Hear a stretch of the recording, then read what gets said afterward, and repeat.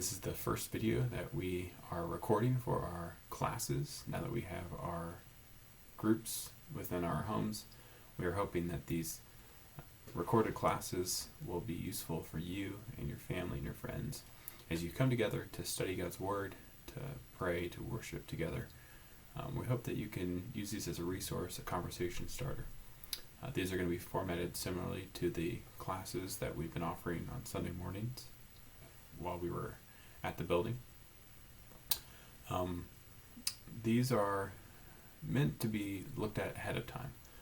So what we're hoping is that each group will find some time to look at these videos ahead of time, study these things out for themselves, and then have something to come together to study, do some practical application, look at the things that John and I are presenting and see if they make sense, or maybe we can think about them in another way. With that, please follow along with your worksheets. We want you to actually do the exercises or answer the questions on your worksheets as well. When we think about our Sunday morning gatherings, I've been talking about how we want this to be a place where we can wrestle with the text, where we can look at the challenging things that the authors of the Bible have to tell us. So that's what we want to continue here, is we want you to continue to wrestle with the text. What we don't want is for us to wrestle with each other. There's no need to be fighting to bring disunity into the body because we might read something differently than one another. Really, we want to allow the text to work on us, not for us to push what we might find onto somebody else if there's a lot of disagreement. Remember that we are not saved by the ideas that we hold in our heads, which is great, because I've had lots of ideas change over the years, and so who knows what that would mean. So that's all I have for our administrative notes after that. So now we're going to get started. So open your Bibles to Luke chapter 22. Today we're going to look at Jesus' trial, his what exactly led to his execution, and how Luke wants us to think about that. So my first question to you all is, what is the context of this trial? So if you think back to the beginning part of Luke chapter 22, you remember that Jesus was arrested, and he was arrested at night. Eventually, we realize that Jesus is alone. He is abandoned by his disciples, even Peter, the one who had said he would stay next to Jesus' side to death in prison. He abandons him as well. And so now he is put on trial, and it's the trial of a rebel, and it's taking place in Jerusalem, and it's on Passover. So if you remember the Jewish calendar, the way that they do their days is that the evening is the beginning of their day. So Jesus has celebrated Passover that evening.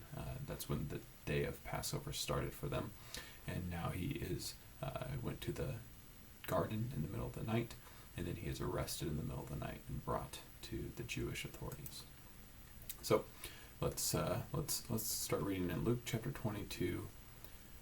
Oh, sorry, I got one more question before that. So how does Luke frame this portion of Jesus' life? Which lenses are we using? And so you can kind of think about that question for a moment. I would say that we're using all of the lenses that Luke has provided thus far. We just have tons and tons of references in this chapter and the previous one and the following chapters to all the major lenses that Luke has brought to bear to this point. That Jesus is a prophet, that he's the Messiah, that he's the King. Jesus is fulfilling Scripture, and so the way we can think about it is these final chapters are Jesus in stereo, Jesus in 3D, that we have all these lenses to bear to look at him and to think about what he did. So let's go ahead and read Luke chapter 22, starting at verse 63. The men who were guarding Jesus began mocking and beating him. They blindfolded him, and they demanded, "Prophesy, who hit you?" And they said many other insulting things to him. So I always like to stop and just think about these little details that we see here. Why do we get that detail, right? And I've asked this question over and over again. Why do we get these particular details? And so we can see here that the soldiers said many other insulting things. So why do we just get this insulting thing in Luke's account? So maybe before we answer that question, let's ask, who is guarding Jesus? And so if we look up a little bit further in the chapter, we'll see that it's the officers of the temple guard. And so if you don't know anything about these guys, these guys are the Sadducees hit squad. So they basically are doing all the dirty work, all the assassinations, the arrests, any heavy work that the Sadducees need done. This group of people do that. In scriptures, the people that are supposed to guard and maintain the temple are the Levites. But these thugs that the Sadducees have hired are basically above the law. They get to go and arrest people, take them, bring them back to the Sadducees for trials in the middle of the night, just as you can see here. They're the strong arm of the Sadducees to do their dirty work. The way that you should probably think about them is, remember, Jerusalem's the capital, so these guys are kind of like a mix of Secret Service, Navy SEALs, and also the mob. And so they're just bad guys. And so they take Jesus and they're assaulting him. And the way that Luke phrases it is sad and ironic at the same time, because the men who were guarding Jesus begin mocking and beating him. Right. So it's opposites. So the next thing to look at is so to just circle back around. So why do we get this detail? These evil men telling Jesus to prophesy, right? So if we remember back, Jesus is the great prophet. He is the one who's transfigured. He is brought into a greater status than Moses and Elijah combined through the transfiguration. And so this reference here, I think, is not by accident, that we have this evidence that Jesus is the great prophet, and even these thugs are unwittingly reminding us of that fact in Luke's account. Okay, so let's keep reading. Luke's starting verse 66 here in chapter 22. At daybreak, the council of the elders of the people, both the chief priests and the teachers of the law, met together, and Jesus was led before them. "If you are the Messiah," they said, "tell us." Jesus answered, "If I tell you, you will not believe me, and if I asked you, you would not answer. But from now on, the Son of Man will be seated at the right hand of the mighty God." And they all answered, "Are you the Son of God?" And he replied, "You say that I am." And then they said, "Why do we need any more testimony? We have heard it from his own lips." So, what problems do you notice? You can go ahead and pause the video, look back over that section. What problems do you notice in this section? Any interesting details? Anything like that? I'd say the first interesting thing that you might notice is that Jesus isn't telling him that he is the Messiah. He's told, he's kind of confirmed it with Peter. He's made it clear that he is to many people, thinking about his announcement in Nazareth. But now he is not. He's not answering, and also he's kind of being tricky or squirrely, right? He's saying, "You say that I am," or he's saying that if I asked you questions, you wouldn't answer me, right? And so there's all these interesting things going on that Jesus is being evasive. The other thing that is kind of interesting in this passage, from my perspective, is this reference to the Son of Man being seated at the right hand of the mighty God. And so this is a reference to Daniel chapter 7, verses 8 through 14. So we're going to read that here in a minute. But again, just to revisit it, did they actually get any sort of evidence, conviction-worthy evidence on Jesus here? to me it seems their case is pretty thin. He hasn't said anything. He's basically just said that, well, you say that I'm saying that, or that I am the Son of God, which is not a sort of testimony that would bring about a death sentence, I think. So just something to note. So let's go ahead and we'll head over to Daniel chapter 7. So I gotta pull it up on my app here. And we'll read verses 8 to 14. While I was thinking about the horns, so a little bit of context, not enough context. I don't think anybody has enough context to actually understand what's going on in Daniel. It's incredibly dense, apocalyptic prophecy. So, but Daniel is in Babylon. He's having these dreams, and he's seen these visions of all these terrifying beasts that are coming to destroy, and then there's now we come to this final one. So we'll read here. While I was thinking about the horns, there before me was another horn, a little one, which came up among them, and 3 of the first horns were uprooted before it. This horn had eyes like the eyes of a human being, and a mouth that spoke boastfully. As I looked, thrones were set in place, and the Ancient of Days took his seat. His clothing was as white as snow. The hair of his head was as white like wool. His throne was flaming with fire, and its wheels were all ablaze. A river of fire was flowing, coming out from before him. Thousands upon thousands attended him. 10,000 times 10,000 stood before him. The court was seated, and the books were opened. And then I continued to watch because of the boastful words that the horn was speaking. I kept looking until the beast was slain, and its body was destroyed and thrown into the blazing fire. The other beasts had been stripped of their authority, but were allowed to live for a period of time. In my vision at night I looked, and there before me was one like the Son of Man, coming with the clouds of heaven. He approached the Ancient of Days and was led into his presence. He was given authority, glory, and sovereign power. All nations and all peoples of every language worshipped him.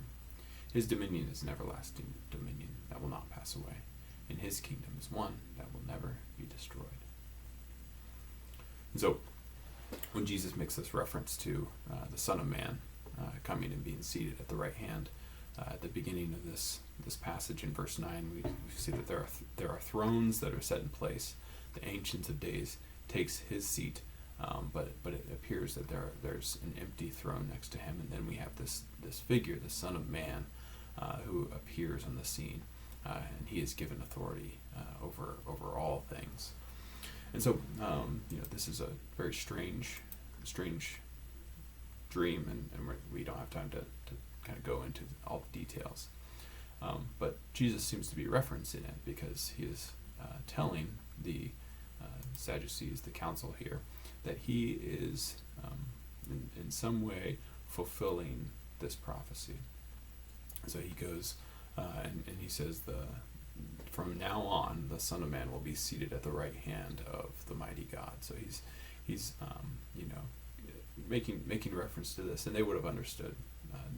They've memorized all these passages. So if he makes a reference like this, it's not lost on them what he is saying, that he is the Son of Man, that he is going to be seated at the right hand of God. And so that's why their next question makes sense in context. Then are you then the Son of God? And so he kind of said, you say that I am. And so they take that as an admission that he's saying that he is going to be the king, the one who is given authority and all this power and splendor, which to them they equate with blasphemy. And he is elevating himself to a throne which is at the right hand of God. So I think if we kind of look at this first encounter that Jesus has with during his trial, then we can see that the people seem to be blind to who Jesus is, to what he's doing. They have no category or concept of a king who might come in this way, because all their expectations of the Messiah are completely different than what Jesus is bringing to them. And also, I think that we need to take away that we're gonna see that the people won't understand who Jesus is and what he's doing, that they are going to convict him regardless of what he says. They're just trying to find something that basically sticks a little bit better than what they have right now. So let's keep reading. Chapter 23, starting in verse 1. Then the whole assembly led him off to Pilate, and they began to accuse him, saying, "We have found this man subverting our nation. He opposes payment of taxes to Caesar and claims to be Messiah, a king." So Pilate asked him, "Are you the king of the Jews?" "You have said so," Jesus replied. And then Pilate announced to the chief priests and the crowd, "I find no basis for a charge against this man." But they insisted. "He stirs up the people all over Judea by his teaching. He started in Galilee and has come all the way here." On hearing this, Pilate asked if the man was a Galilean. When he learned that Jesus was under Herod's jurisdiction, he sent him to Herod, who was also in Jerusalem at that time. Okay, so the first thing to kind of ask ourselves is, have we met Pilate before? Right? Let's try to recontextualize into Luke. Has Luke mentioned who Pilate is? Do we know anything about him? So go ahead and pause the video. Check out your concordance. Look through the book of Luke. See if you can find anything. Now, from your study, hopefully you saw that in Luke chapter 3, we find out that Pilate is the governor of Judea. Right? So he's the Roman governor. And in that chapter it also mentions that Herod is the tetrarch of Galilee. And so here again they appear next to each other in the story.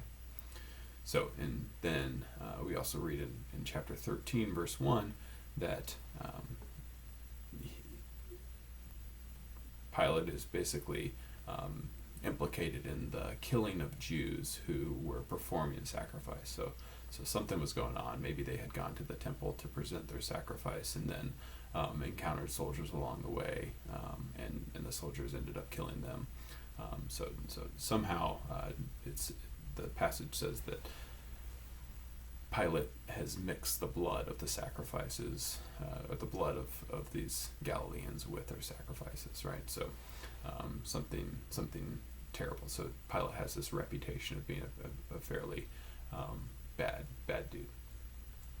And so then we come to this encounter. So what problems immediately arise as we see this encounter? What is Luke trying to show us in this passage? Go ahead and pause the video and think about it.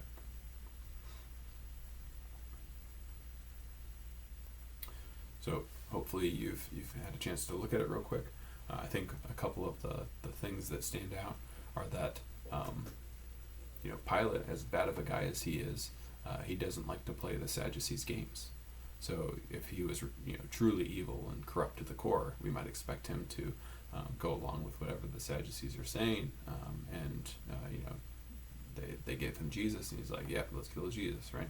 But he's kind of coming to Jesus' defense. He says, "You guys don't have a case, right?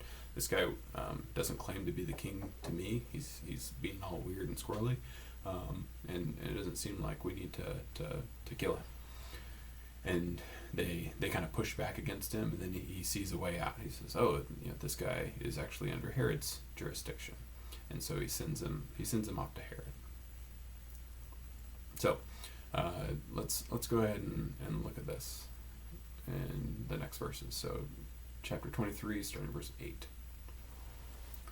When Herod saw Jesus, he was greatly pleased, because for a long time he had been wanting to see him. From what he had heard about him, he hoped to see him perform some sign of some sort. He plied him with many questions, but Jesus gave no answer. The chief priests and the teachers of the law were standing there, vehemently accusing him. And then Herod and his soldiers ridiculed and mocked him. They dressed him in an elegant robe, and they sent him back to Pilate. That day, Herod and Pilate became friends. Before this, they had been enemies. So, this is an interesting detail that if you got a chance to read through all the different gospel accounts, this detail is only in Luke's account. This little administrative jurisdiction squabble, right, where where Pilate realizes that he's a Galilean, he's under Herod's jurisdiction, so he sends him off to Herod, and then Herod, he's excited about it, but he can't get Jesus to talk, and so he sends him back. There's kind of a uniqueness to this, and there's an interesting something going on, but I think if we need to take a look closely at the text to understand exactly what that is. So you can go ahead and pause the video, read through that passage again, take a moment to think about what's going on here.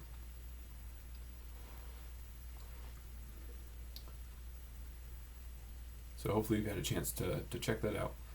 The main issue that I think we need to understand is that Herod plays a very prominent role in Luke's account. As we read this final mention of Herod, I think we're supposed to kind of think about the other times that Herod has been introduced in the story.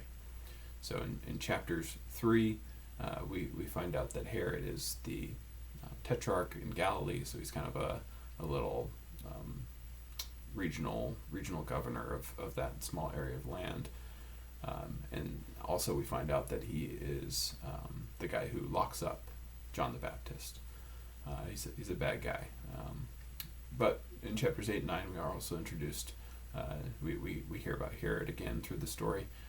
People in his household are actually helping Jesus, whereas he's also wanting to see Jesus throughout the story, but doesn't get a chance. And then we find that loop, that arc kind of closes here when Herod finally gets a chance to see Jesus.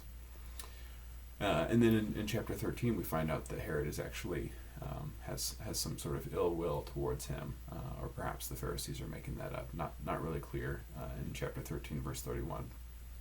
But Herod again has some sort of interest in Jesus, interest in what he's doing.